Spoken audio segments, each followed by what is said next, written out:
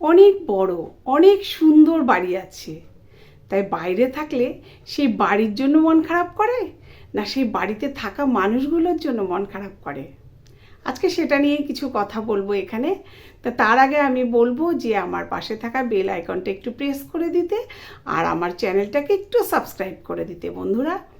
তো যাই হোক, বাড়ির বাইরে যদি বাড়ির পরিবারের কেউ একজন থাকে বা ধরে ধরে নেওয়া যেতেই পারে যে একজন পুরুষ মানুষ যখন বাড়ির বাইরে থাকে তখন বাড়ির বাইরে থাকতে থাকতে তার কিন্তু বাড়ির জন্য মনটা উথাল হয়ে ওঠে।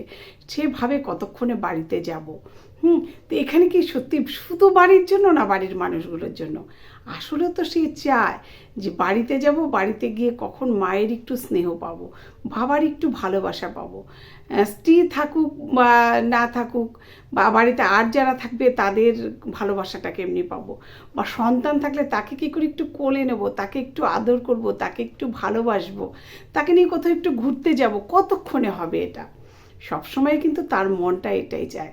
তো এখানে বাড়ি কিন্তু যত সুন্দরই হোক না কেন, শুধু বাড়ির জন্য কিন্তু কারোর মনটা কখনোই এরকম আকুলতা হবে না। বাড়ি তো থাকেই, অনেক কারোর ছোট বাড়ি থাকে, কারোর বড় বাড়ি থাকে।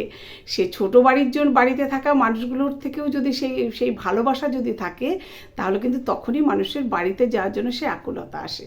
বাড়ি হয়তো অনেক বড় আছে, অনেক বড় আছে, কিন্তু সেখানে ভালোবাসার কোনো মানুষ নেই, কেউ ভালোবাসে না সেখানে, বা সেখানে অন্য কোনো লোক থাকে না, সেখানে গিয়ে কিন্তু তার কখনোই ভালো লাগবে না, বা সেখানে যাওয়ার জন্য কিন্তু তার মনটা কখনো ছটফট করবে না।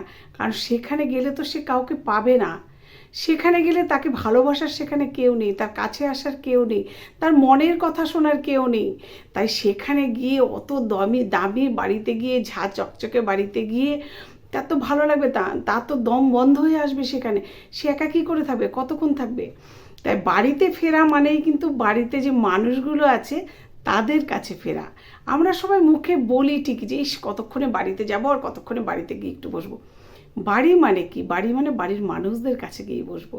তাই অনেকেই কিন্তু বলে যে যারা অন্তত একা থাকে, যারা বিশেষ করে, আর বাড়িতে গিয়ে কি করব, সেই তো একা, গিয়ে তো সেই মুখ বুজে বসেই থাকতে হবে।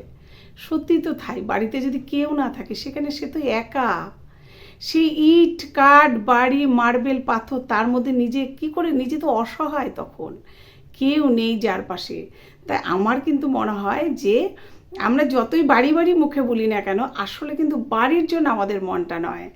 বাড়ি ছোট হোক বড় হোক ভাঙা হোক যাই হোক, তার মধ্যে যদি ভালোবাসার মানুষ থাকে তার জন্যই কিন্তু আমাদের মন কাঁদে। সেটা বাড়ি ঝা চকচকে হলেই তার জন্য মন কাঁদবে এমনটা কিন্তু নয়। আর যে বাড়িটা এত ঝা চকচকে এত কিছু, সেটা দূর থেকে সবাই ভাবে কত সুখ কত শান্তি।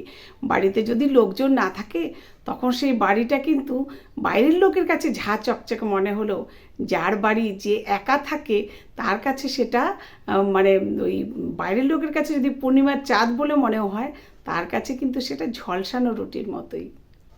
তাই আশেপাশে আমাদের প্রত্যেকের প্রয়োজন, বাড়িতে প্রত্যেকের প্রয়োজন ভালোবাসার মানুষের, যারা শুধু নিজের মানুষ থাকবে, নিজেকে ভালোবাসবে। তাই সেই মানুষগুলোকে আমরা সবসময় মিস করি, আর যেখানেই থাকি না কেন তাদের কাছে ফেরার জন্য আমাদের মনটা হয়ে যায় আকুল, আর কিচ্ছু নয়।